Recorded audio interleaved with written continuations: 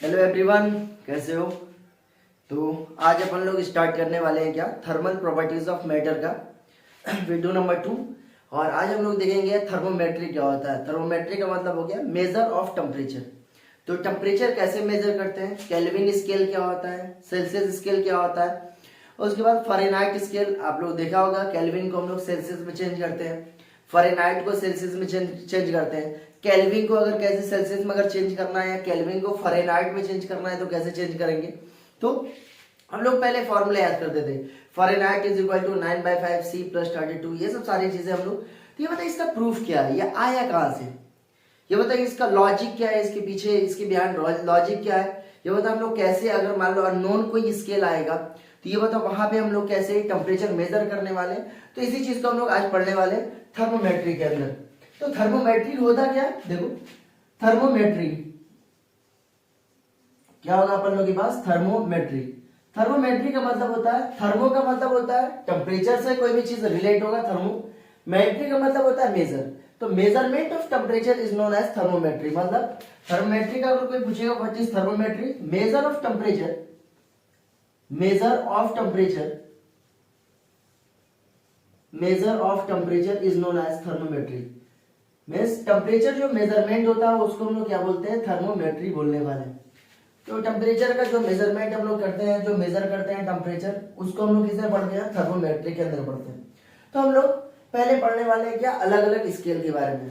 हमारे पास क्या होता है, सेल्सियस स्केल होता है, केल्विन स्केल होता है, और क्या होने वाला है अपन लोग के पास, फ़ारेनहाइट स्केल होता है।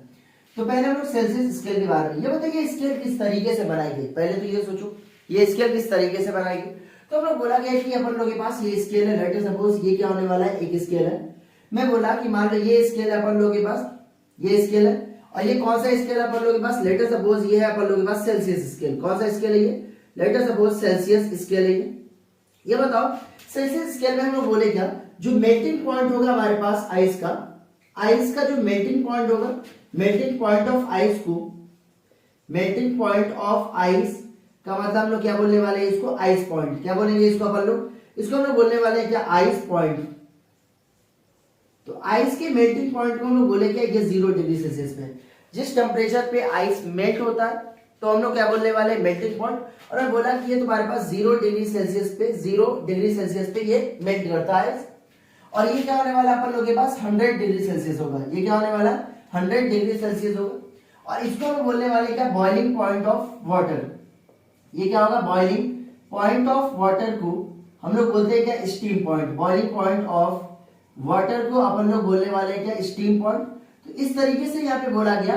तो याद करना, टेम्परेचर स्केल बनाने के अंदर हमें 2 पॉइंट की जरूरत होती है। पहला तो आइस पॉइंट होगा, पहला क्या होने वाला है, आइस पॉइंट होने वाला है। हाँ दिख रहा है कि नहीं, हाँ दिख रहा है। तो पहला क्या होगा यहाँ पे आइस पॉइंट, और दूसरा क्या होगा, बॉइलिंग पॉइंट ऑफ वाटर, और ये होगा यहाँ पे स्टीम पॉइंट। ये 0 है, 0 से लेके 100 डिग्री सेल्सियस है। तो ये बताए इसके अंदर कितना डिवीजन होगा, ये होगा 100 डिवीजन होने वाला। तो ऐसे ही बोला गया कि अच्छा चलो केल्विन स्केल के बारे में सोचते हैं अपन लोग। ये क्या होने वाला है, केल्विन स्केल के बारे में सोचते हैं। केल्विन के अंदर बोला गया 0 डिग्री सेल्सियस जो आइस पॉइंट होगा, बहुत ध्यान सुनना, जो आइस पॉइंट होगा वो कितने डिग्री से, ये बता कितने केल्विन पे होने वाला। तो 0 डिग्री सेल्सियस है तो आइस पॉइंट, मतलब इसको हम बोलते हैं क्या, केल्विन स्केल। हम लोग क्या करने वाले हैं, केल्विन स्केल को देखते हैं। केल्विन स्केल अपन लोग के पास, केल्विन स्केल के पास आइस पॉइंट, और बोला गया ये आइस पॉइंट आपको मिलने वाला है 273.15 केल्विन के ऊपर। जो आइस पॉइंट मिलेगा वो कौन कौन से केल्विन में मिलने वाला है, देखो 0 डिग्री सेल्सियस आइस पॉइंट है। केल्विन के लिए ये आइस पॉइंट की वैल्यू कितनी हो जाएगी, 273.15 केल्विन। और ये बताए स्टीम पॉइंट कितना हो जाएगा अपन लोग के पास, इसके लिए जो स्टीम पॉइंट होने वाला है, इसके लिए जो स्टीम पॉइंट होगा वो होगा यहाँ पे 373 पॉइंट, जो होगा यहाँ पे 15 केल्विन। कितना होने वाला है, 373.15 केल्विन। अगर बात करो फ़ारेनहाइट स्केल के अंदर, फ़ारेनहाइट स्केल के अंदर बात करो तो फ़ारेनहाइट स्केल के अंदर जो आइस पॉइंट आने वाला है, ये कौन सा स्केल होगा अपन लोग के पास, this is a Fahrenheit scale. और ये 3 स्केल बहुत ज्यादा फेमस है, फ़ारेनहाइट स्केल हो गया, केल्विन स्केल हो गया, और क्या होने वाला अपन लोग के पास, सेल्सियस स्केल होगा। तो ये होगा हमारे पास फ़ारेनहाइट स्केल। तो फ़ारेनहाइट स्केल में बोला गया कि ये जो टेम्परेचर होगा, मतलब जो आइस पॉइंट होगा वो कितने पे आने वाला है, 32 फ़ारेनहाइट पे आने वाला है। और जो स्टीम पॉइंट होने वाला है, बहुत ध्यान सुनना, जो स्टीम पॉइंट होगा steam point is at 212 Fahrenheit. किसमें होगा हमारे पास? 212 फ़ारेनहाइट पे होगा। तो ये बता हमारे पास किसी भी स्केल बनाने के लिए हमें दो चीज की जरूरत होती है, आइस पॉइंट और स्टीम पॉइंट। तो हमें बोले सेल्सियस स्केल में जो आइस पॉइंट होगा 0 डिग्री सेल्सियस होगा, जो स्टीम पॉइंट होगा वो क्या होने वाला है 100 degree Celsius. Melting point of ice का मतलब होगा जिस टेम्परेचर पे आइस मेल्ट कर जाती है उसको हम लोग बोलते हैं क्या? Melting point of ice. Boiling of point of water का मतलब हो गया जिस टेम्परेचर के ऊपर वाटर वेपर बन जाता है या वाटर स्टीम बन जाता है उसको हम लोग क्या बोलने वाले? Boiling point of water. और ये होगा स्टीम पॉइंट। तो बोला कि केल्विन स्केल के अंदर यही आइस पॉइंट कितने पे होना चाहिए? 273.15 केल्विन पे होना चाहिए।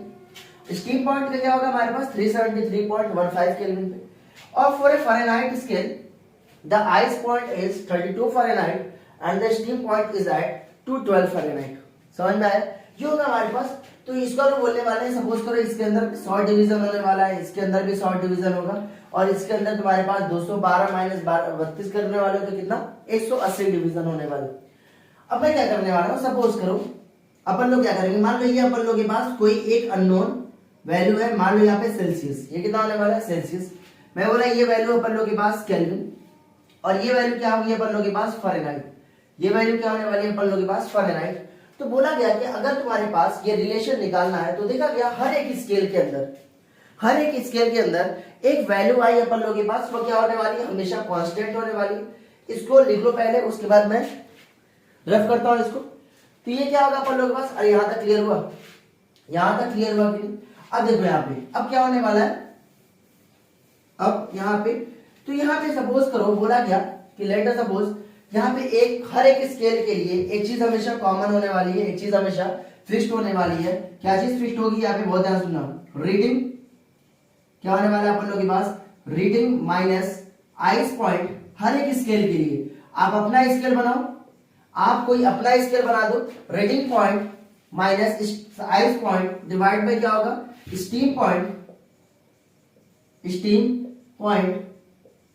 Minus ice point is always constant क्यों होने वाला? हमेशा कांस्टेंट होने वाला। अगर ये कांस्टेंट है तो इसका मतलब यहाँ पे बहुत ध्यान सुनना, अगर ये कांस्टेंट है, ये क्या होगा अपन लोगों के पास? हमेशा कांस्टेंट होने वाला। ये हमेशा क्या होगा? यहाँ पे कांस्टेंट होता है। ये हमेशा क्या होता है? यहाँ पे कांस्टेंट होता है। मैं बोला कि सपोज करो अपन लोगों के पास फ़ारेनहाइट, मैं क्या करने वाला हूँ टेम्परेचर स्केल। मान लो ये कैसे आया, ये कैसे हम लोग मानते हैं क्या? कांस्टेंट। ये हम लोग कैसे मान सकते हैं कि reading minus ice point divide में क्या होने वाला है? Steam point minus ice point की वैल्यू हमेशा कांस्टेंट होने वाली। लेट अस सपोज मैं यहाँ पे एक रिलेशन निकालने वाला हूँ। रिलेशन ऐसे देखो, यहाँ पे मैं सपोज करो एक नॉर्मल ऐसे मान लो कि अपन लोगों के पास ये चीज है। मान लो ये तुम्हारे पास क्या था? 0 डिग्री सेल्सियस था और ये क्या था? Steam point 100 degree Celsius. और ये बताइए क्या था अपन लोगों के पास? बहुत ध्यान से समझना, ये क्या था अपन लोगों के पास? मैं रिलेशन लिखने वाला हूँ केल्विन स्केल के लिए, फ़ारेनहाइट स्केल के लिए और ये केल्विन स्केल के लिए और सेल्सियस स्केल के लिए। ये क्या होने वाला अपन लोगों के पास? This is a Celsius scale. ये होगा अपन लोगों के पास सेल्सियस स्केल होने वाला। और ये क्या होगा अपन लोगों के पास? Let us suppose Kelvin scale. ये क्या होगा यहाँ पे? केल्विन स्केल होने वाला। और अपन लोगों के पास एक यहाँ पे एक मान लो ये अपन लोगों के पास एक स्केल है, वो कौन सा होने वाला अपन लोगों के पास? Fahrenheit scale. क्यों कौन सा होगा अपन लोगों के पास? दिस इज फ़ारेनहाइट जो भी स्केल है, भाई नाम गलत हो गया देख लेना। Fahrenheit scale.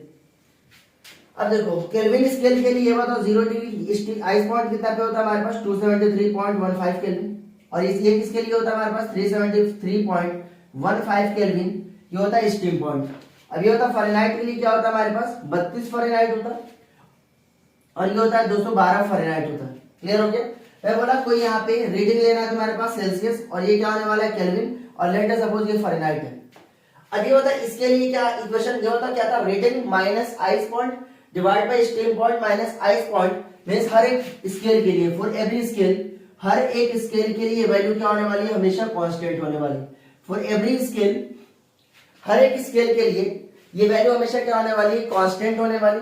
अगर ये कांस्टेंट है तो कैसे लिखोगे इसको? देखो यहाँ पे लिखने वाले हो तुम Celsius minus ice point divide by steam point minus ice point, मतलब ये हो जाएगा C minus 0 degree Celsius divide by ये होने वाला 100 माइनस 0 इज इक्वल टू ये बताइए इसको कैसे लिखोगे, kelvin minus 273.15, kelvin minus 273.15 divide by क्या होने वाला है, steam point minus ice point. Steam point क्या हमारे पास, ये हो जाएगा 373.15 minus 273.15 is equal to Fahrenheit के लिए F minus 32 reading minus ice point divide by steam point minus ice point, जो होगा यहाँ पे फ़ारेनहाइट माइनस 32 डिवाइड बाई कितना होने वाला है 212 माइनस कितना होने वाला है यहाँ पे 32।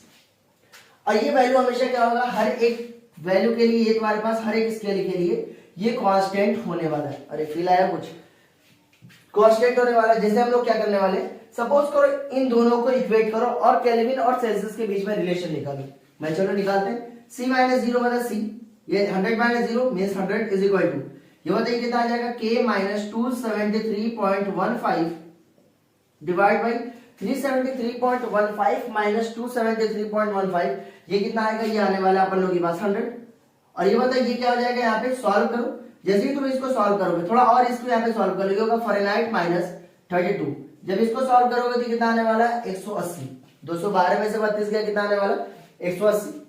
अब इन दोनों को एक मरतबा इक्वेट करो, एक मरतबा इन दोनों को इक्वेट करो। अगर तुम्हें फ़ारेनहाइट और केल्विन के बीच में अगर तुम्हें रिलेशन चाहिए, if we want a relation between Celsius scale and Kelvin scale, we have to equate this is equal to this। तो यहाँ पे कितना होगा, मतलब ये बताओ इसको इक्वेट करोगे तो क्या होगा, 100 से 100 मर जाएगा, क्या बचेगा, C इज इक्वल टू होगा केल्विन माइनस 273.15।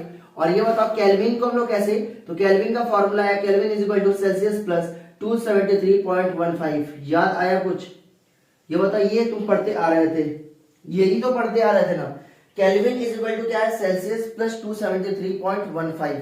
इसका मतलब अगर सेल्सियस को केल्विन में चेंज करना है, मैं बोला मान लो हमारे पास 27 डिग्री है, तो क्या करोगे 27 प्लस 273.15 है, तो वो किस में चेंज हो जाने वाला है, केल्विन में ही चेंज हो जाने वाला है। अरे फील आया यहाँ पे।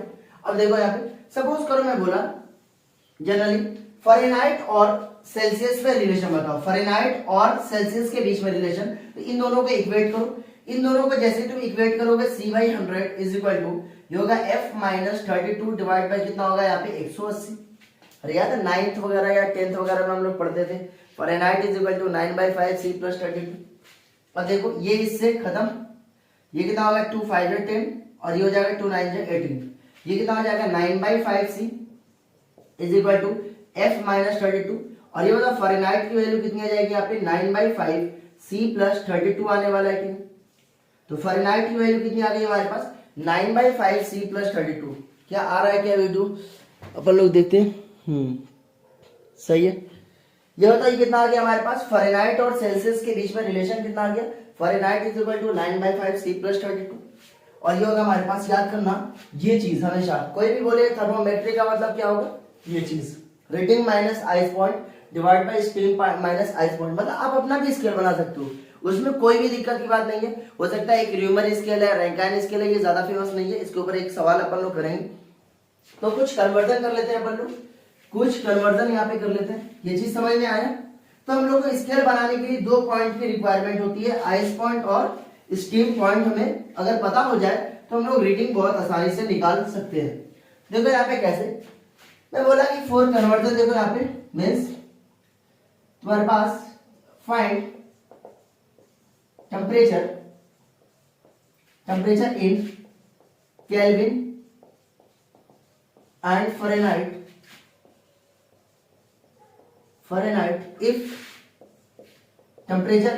if temperature find temperature in Kelvin and Fahrenheit if temperature is 27 degree Celsius, मतलब रूम टेम्परेचर।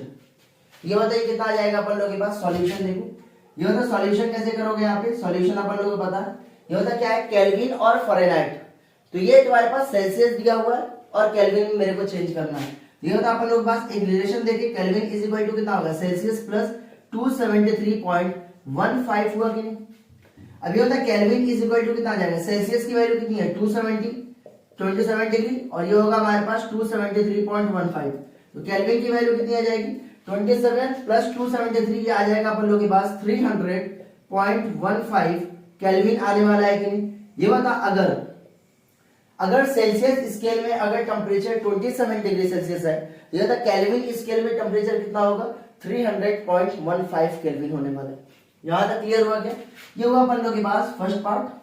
बी पार्ट देखो हमारे पास, अगर मेरे को चेंज करना है कि तुम्हारे पास टेम्परेचर सेल्सियस, अब ये सेल्सियस और फ़ारेनहाइट के बीच में रिलेशन जानते हैं, अगर नहीं भी जानते तो हम लोग निकाल सकते हैं। कैसे निकालोगे? ये देखो, मान लो अपन लोग के पास भूल गए, मगर तरीका पता है कि किस तरीके से निकालने वाले। ये होगा आइस पॉइंट 0 डिग्री सेल्सियस, और ये क्या होता है स्टीम पॉइंट, और ये बता स्टीम पॉइंट क्या होता है सेल्सियस के लिए 100 डिग्री सेल्सियस। ये होगा हमारे पास सेल्सियस यहाँ पे। अभी होता है ये क्या होगा हमारे पास फ़ारेनहाइट, ये क्या होगा 0 डिग्री सेल्सियस किसके बराबर होता है 32 फ़ारेनहाइट के बराबर, और ये कितना होता है हमारे पास 212 फ़ारेनहाइट के बराबर, और ये कोई अननोन है हमारे पास एफ। अभी बताओ हर एक स्केल के लिए reading minus ice point divide by steam point minus ice point constant होता है हमारे पास, तो यहाँ पे लगा दो, ये हो जाएगा C माइनस 0 डिवाइड बाई, ये होगा हमारे पास 100 माइनस 0 इज इक्वल टू, ये होगा F माइनस स्टीम पॉइंट, ये सॉरी आइस पॉइंट कितना होने वाला है, आइस पॉइंट हो जाएगा 32 डिवाइड बाई, और ये होने वाला है 212 माइनस कितना हो जाएगा 32। सॉल्व करो, ये हो जाएगा C by 100 is equal to हो जाएगा अपन लोग के पास F माइनस 32, और ये वैल्यू कितनी हो जाएगी, ये वैल्यू होने वाली 180। अब ये होता है ये यहां से ये गया, और ये होगा 2 5 या 10, और ये कितना आने वाला है 2 9 या 18, तो फ़ारेनहाइट की वैल्यू कितनी हो जाएगी यहाँ पे 9/5, C प्लस कितना हो जाएगा 32। तो सेल्सियस की वैल्यू कितनी है हमारे पास, मेरे को चाहिए क्या, अगर सेल्सियस स्केल में अगर टेम्परेचर 27 डिग्री सेल्सियस शो कर रहा है, तो ये बताओ फ़ारेनहाइट स्केल में वह टेम्परेचर कितने पे शो करेगा, कितना फ़ारेनहाइट, तो Fahrenheit is equal to 9/5। C की वैल्यू कितनी है अपन लोगों के पास, C की वैल्यू यहाँ पे 27 प्लस कितना होगा यहाँ पे 32। सॉल्व करो और आंसर निकालो। समझ में आ रहा? कमेंट बॉक्स में कमेंट करो कितना आने वाला है ये चीज। तो यहां तक क्लियर हुआ? तो ये होगा हमारे पास फाइनल टेम्परेचर इन, ये होगा अपन लोगों के पास, this is the question number 1। चलते हैं यहाँ पे नेक्स्ट क्वेश्चन के ऊपर।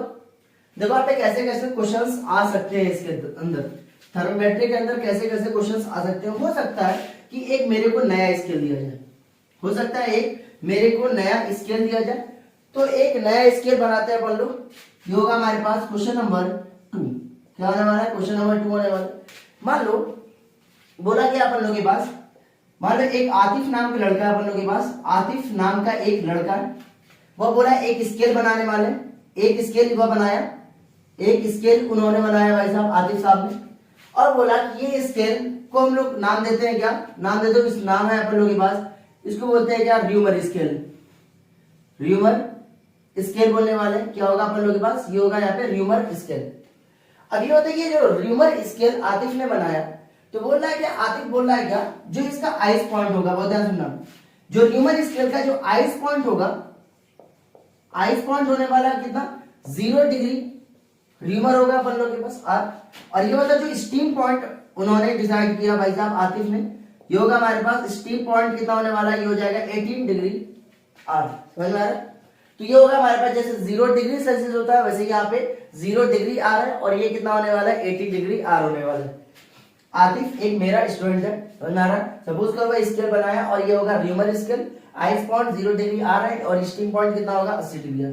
तो ये बोला कि फाइंड, बोला क्या, find corresponding, find rumour temperature, find rumour temperature if temperature is, let us suppose नाम दे दो यहाँ पे 20 डिग्री सेल्सियस। अगर टेम्परेचर 20 डिग्री सेल्सियस है, तो ये बताओ ह्यूमन टेम्परेचर कितना होने वाला है। तो हम लोग क्या करने वाले, कुछ नहीं, सिंपल 2 लाइन ऐसे बनाओ, जिसको कंपेयर करना है 2 लाइन बना दो। मैं बोला ठीक है, ये लाइन बना दिया अपन, तो ये हम लोग लाइन बना दी। मैं बोला कि मान लो ये तुम्हारे पास कितना होने वाला है, late us suppose 0 degree Celsius है, और ये क्या होगा अपन लोग के पास 100 डिग्री सेल्सियस है। तो स्टीम पॉइंट ये होगा सेल्सियस स्केल, और ह्यूमर स्केल जो आतिफ ने बनाया कितना होगा, ये होगा 0 डिग्री R, और ये कितना होने वाला है अपन लोग के पास 80 डिग्री R। समझ में आ रहा है? तो स्टीम पॉइंट है, ये क्या होगा अपन लोग के पास, ये होने वाला है यहाँ पे स्टीम पॉइंट, ये होगा यहाँ पे स्टीम पॉइंट होने वाला, और ये क्या होगा अपन लोग के पास आइस पॉइंट होने वाला है। अरे फील आया कुछ, ये होगा स्टीम पॉइंट होने वाला, और ये क्या होने वाला है, आइस पॉइंट होने वाला। अब क्या होगा अपन लोग के पास, सपोज करो ये सेल्सियस है, और ये क्या कोई फ़ारेनहाइट है, होगा यहाँ पे 0 से लेकर सेल्सियस। मैं बोला सॉरी, ये होगा हमारे पास R है, लेट अस सपोज ये R होने वाला। अब ये होता है यहाँ पे अगर इसका अगर मुझे इक्वेशन लिखना होगा हर एक स्केल के लिए, rating minus ice point divide by stream point minus ice point क्या होता है, फिक्स्ड होता है। तो ये क्या होगा अपन लोगों के पास c minus 0 divide by 100 minus 0, तो हो जाएगा 100 इज इक्वल टू, ये तो भाई कितना हो जाएगा r माइनस 0 डिवाइड बाई कितना होगा हमारे पास 80 माइनस 0, कितना हो जाएगा 80 माइनस 0। अब देखो ये वैल्यू कितनी हो जाएगी c by 100 is equal to, ये होने वाला r बाई 80 होने वाला। अब देखो ये इससे मर जाएगा, कितना बचेगा अपन लोग के पास, ये हो जाएगा यहाँ पे r की वैल्यू हो जाएगी 8c बाई 10 आने वाला। अब c की वैल्यू कितनी होती है हमारे पास, कौन सा टेम्परेचर पूछ रहा है, 20 डिग्री पे, मतलब 20 डिग्री सेल्सियस पे, ये होगा 8 बाई 10 इंटू कितना होगा 20, ये होगा 10 टू, और ये होता कितना आएगा 16 डिग्री r। अगर टेम्परेचर यहाँ पे देखना इसके अंदर डिवीजन ज्यादा है, 100 डिवीजन है, ये बता इसके अंदर कितना डिवीजन है हमारे पास 80 डिवीजन। अरे फिलहाल कुछ इसके अंदर अगर डिवीजन 100 है तो इसके अंदर क्या होगा, एक एक डिवीजन 0 1 2 3 ऐसे, ये बता कितना होगा 100 डिवीजन है, तो इसके अंदर कितना डिवीजन होने वाला 80 डिवीजन। तो ये बता र्यूमर स्केल याद करना, जब टेम्परेचर अगर 20 डिग्री सेल्सियस यहाँ पे शो करेगा, ये बता यहाँ पे र्यूमर स्केल में कितना देना चाहिए 60 डिग्री r दिखेगा। अगर तुम टेम्परेचर सेल्सियस में बताओगे तो बोलेगा तुम्हारे पास 20 डिग्री सेल्सियस है, तो अगर आप ही बोला कि ये बता र्यूमर स्केल में क्या होगा, तो बोलेगा 60 डिग्री r होने वाला है। अरे फिर आया ये चीज। अब देखो यहाँ पे थोड़ा सा टेम्परेचर चेंज के बारे में याद करना, केल्विन में तुम टेम्परेचर चेंज निकालो या तुम्हारे पास सेल्सियस में निकालो, दोनों में टेम्परेचर चेंज क्या होने वाला है, सेम होगा। क्यों ऐसा होता है ये चीज देखते हैं अपन लोग, क्यों ऐसा होगा ये चीज अपन लोग यहाँ पे देखते हैं। तो मजा आ रहा ना, तो मजा आना चाहिए। ये देखो यहाँ पे सपोज करो मैं बोला अपन लोग के पास क्वेश्चन नंबर 3 है यहाँ पे, find temperature change, find temperature change, find temperature change in kelvin, change in kelvin, kelvin and Fahrenheit scale and Fahrenheit if body temperature, if body temperature changes from, body temperature changes from let us suppose 20 degree Celsius to, ये कितना होगा अपन लोगों के पास 40 degree Celsius. अगर 20 degree Celsius से अगर 40 degree Celsius में चेंज आएगा, तो ये बता 20 डिग्री सेल्सियस से कितना हो गया 40 डिग्री सेल्सियस, तो ये बता इसके टेम्परेचर, ये बता सेल्सियस स्केल में टेम्परेचर चेंज कितना हुआ 20 डिग्री सेल्सियस। हम लोग क्या जानते हैं हमारे पास, बहुत ध्यान सुनना, ये होगा 0 डिग्री सेल्सियस, और ये क्या होने वाला अपन लोग के पास, ये होगा 100 डिग्री सेल्सियस, और ये क्या होगा अपन लोग के पास, बहुत ध्यान सुनना, ये होगा 273.15 केल्विन, और ये कितना होने वाला अपन लोग के पास 373.15 केल्विन। और फ़ारेनहाइट स्केल के अंदर देखो ये हो जाएगा अपन लोग के पास, ये हो जाएगा 32 फ़ारेनहाइट, और ये होने वाला है 212 फ़ारेनहाइट। अरे यही तो होता है ना। अब देखो इसको यहाँ पे अगर तुम सॉल्व करोगे तो ये होता कितना डिवीजन है इसके अंदर, 100 डिवीजन, मतलब 100 डिग्री सेल्सियस अपन लोग के पास 100 डिवीजन, अगर 100 डिवीजन जो होगा हमारे पास, हर एक 100 डिवीजन ये किसके बराबर होगा अपन लोग के पास, इसके अंदर कितना डिवीजन है, इसके अंदर भी तुम माइनस करोगे तो 100 डिवीजन आने वाला है, 373.5 माइनस 273, ये होगा हमारे पास 100 डिवीजन। इसको तुम यहाँ पे माइनस करोगे तो कितना होगा 212 माइनस 32, ये हो जाएगा 180 डिवीजन। कितना होगा अपन लोग के पास 180 डिवीजन, ये होगा हमारे पास सेल्सियस स्केल में। तो मैं बोलूंगा अगर तुम्हारे पास 100 डिवीजन है तो इसका मतलब बोल सकता हूँ क्या 100 डिग्री सेल्सियस, तुम्हारे पास 100 डिवीजन किसके बराबर होगा, ये तुम्हारे पास 100 डिवीजन केल्विन स्केल, और ये होगा हमारे पास 100 डिवीजन सेल्सियस स्केल, और ये होगा हमारे पास 180 डिवीजन फ़ारेनहाइट स्केल। ये बता अगर मैं बोला टेम्परेचर का चेंज, टेम्परेचर का चेंज 100 और कितना आने वाला है 180, ये बताओ तुम्हारे पास हर एक डिवीजन के लिए, ये बताओ 1 डिग्री सेल्सियस के लिए तुम्हारे पास 1 केल्विन चेंज हो रहा है। अरे अगर 1 डिग्री सेल्सियस का अगर चेंज होगा, देखो 100 बराबर, और ये किसके बराबर होगा हमारे पास 18, ये बताओ तुम्हारे पास फ़ारेनहाइट के बराबर होने वाला है कि नहीं।